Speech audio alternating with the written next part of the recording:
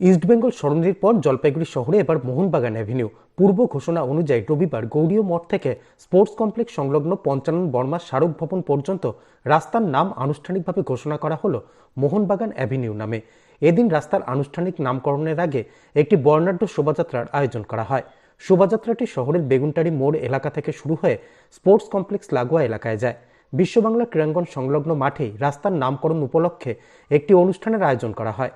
প্রদীপ প্রজ্বলন, নামাঙ্কিত স্মারক উন্মোচন এবং ফিতে কাটার মধ্য দিয়ে রাস্তার নামকরণ করা হয়।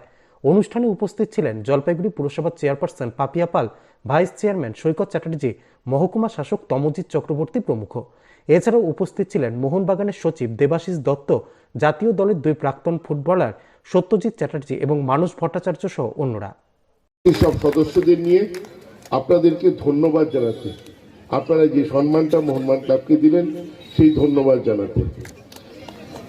প্রথমেই বলি যে মাননীয় শ্রীমতী পাপ করেন না, আপনি কিভাবে বুঝতে পারবেন বলুন তো? যখন দেখবেন বাকি লোকেরা আপনাকে ফলো করছে। তো সৈকত যেটা বলল সেটা আমি কদিন ধরেই দেখছিলাম। আমি 2022 মোহনবাগানের নামে হবে না কেন?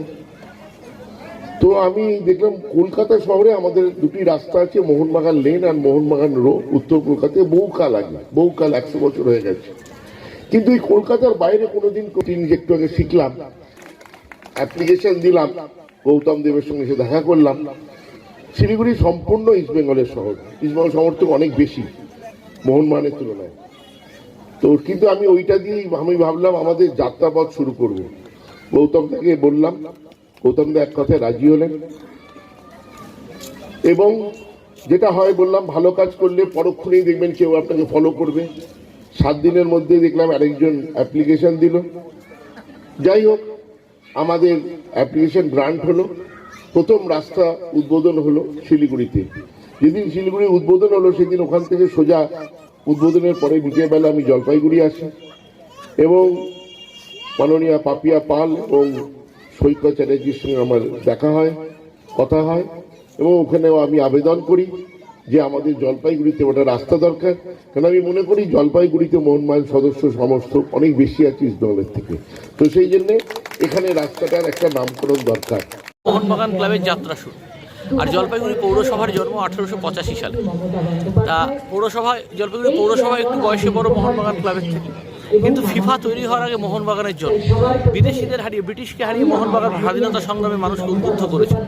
Mohun Bagan rovers cup, Durand cup মানে থেকে শুরু করে এমন কোনো কাপ নেই যে মোহনবাগান জেতেনি।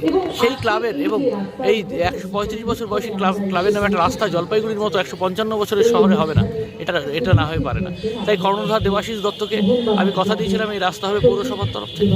এবং আজকে আপনারা দেখলাম জাতীয় দলের প্রাক্তন অধিনায়ক সত্যজিৎ চ্যাটার্জি, জাতীয় দলের প্রাক্তন কৃতি খেলোয়াড় মানস ভট্টাচার্য সব এসেছিলেন।